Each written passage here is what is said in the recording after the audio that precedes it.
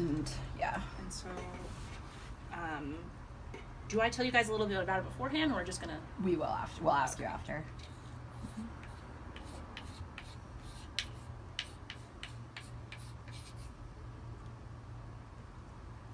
Okay, here we go. Perfect. Grab the chalk.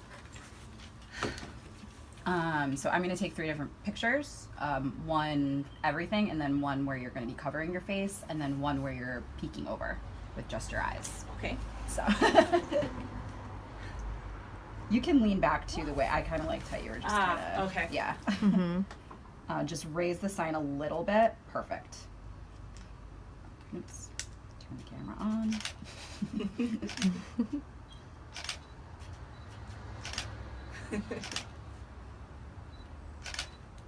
I kind of feel like I have to smile when I'm saying this because I'm so excited. Like, I love this it. big happy picture with Anger!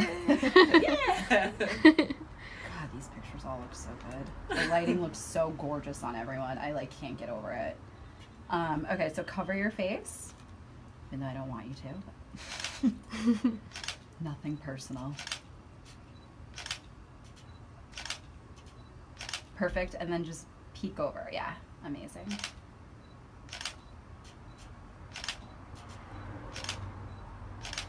Perfect.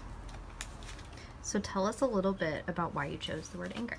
I chose the word anger. This one was a personal challenge for me, but really, I wanted to speak to how anger is stigmatized in women. And an experience for me that comes to mind is that I went to this women's empowerment and business workshop, and it was really, really great. That I learned a lot of really fantastic things, and something they touched on as far as like personal lives is how do you deal with not just anger, but just any sort of unwanted emotions.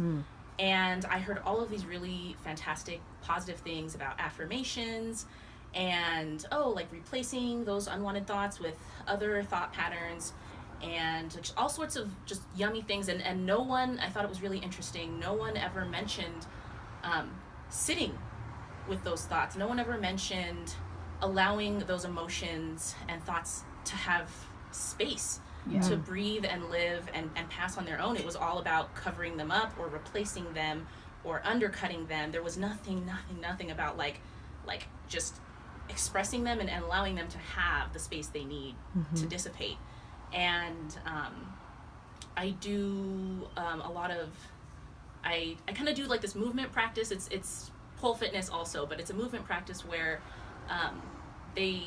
I'm coming from a place of just being really used to being empowered in those emotions that don't always feel so great. And one that's been really prevalent in my life is anger. And so for me, growing up, a personal challenge or struggle that I had specifically with anger is I come from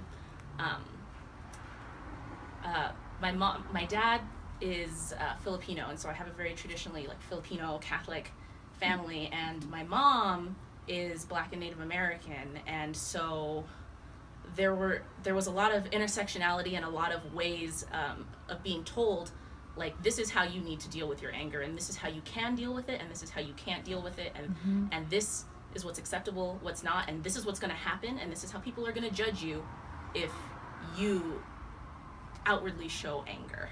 You know, and especially from, you know, just even on the Filipino side of my family, it was very much so like as a female, as a woman, you have to be very accommodating, you know, like you're not supposed to express any negative emotions, anything sort of, you know.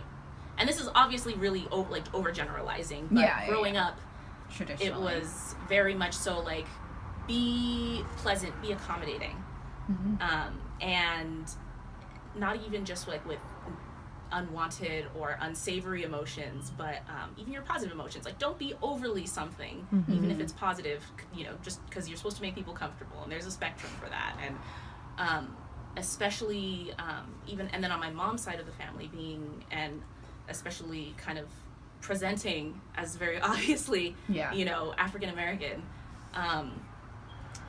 there's whole stigmas and stereotypes and tropes about Black people being angry, and especially about Black women being angry, and so growing up with those two kind of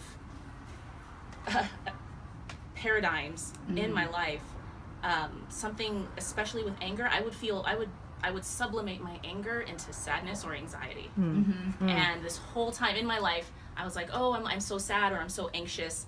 And being around women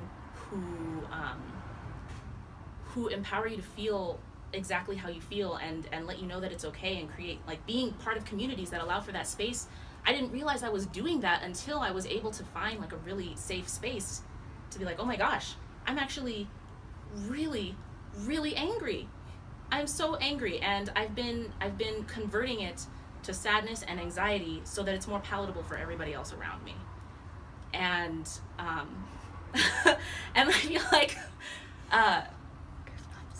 I'm so inspired to, like, laugh at that now, and not from a place of ridicule or like, oh my gosh, I can't believe I did that, but just the journey to making that connection and that discovery has been, even though it was a struggle, it's such a joyful thing for me now to be like, oh my gosh, like, I made that connection, and I was able to, it was such a huge discovery. It was just that joy of discovering something new about yourself, even after, years and years of things that you're like, that you've been doing. And so it was really awesome to have that insight. And I'm really grateful for the women in the communities who have been around to allow for that space. And so, I guess, what I really, I've come to have kind of like a love affair with my emotions of anger.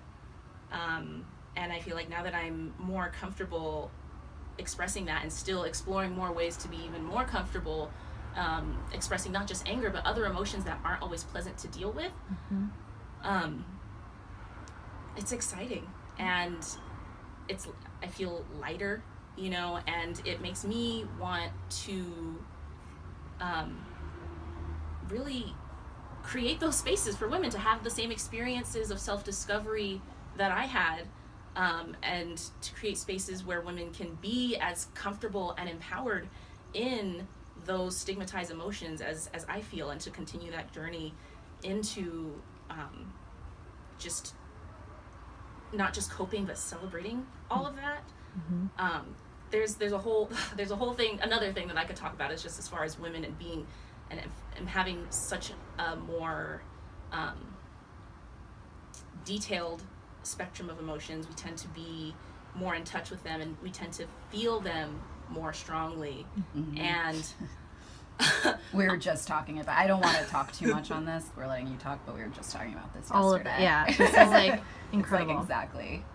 And oh my gosh, I totally feel you. It's so great, because it's stigmatized, but I've come, and especially just the communities that I frequent and the women that I've been so fortunate enough to be around, they really don't see it as like a detriment or something that makes life harder. It's like it's a freaking superpower. It allows you to connect with people and to meet them on their level emotionally, no matter how much they're disclosing, no matter how well you know them.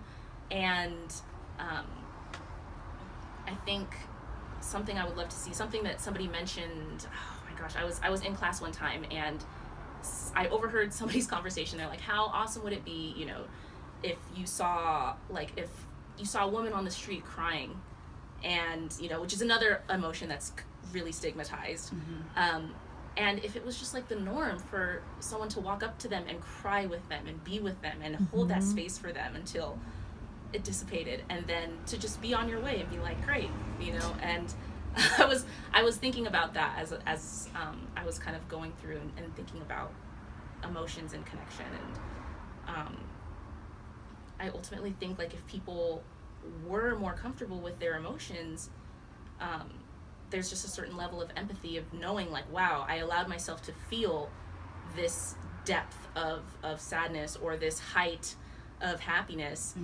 and allowing yourself to experience that gives you experiences that help you relate more to people who are there. And I think it's just like, I feel like there's such a capacity for world peace in the expression and permission of emotions Yes. that runs deep into empathy and understanding. Yeah. And it's something I'm really, really passionate about, something that I love. I could go on about this forever. Wow, that was amazing. Thank you so much for sharing. This is like really in keeping with the message that we're trying to do as well.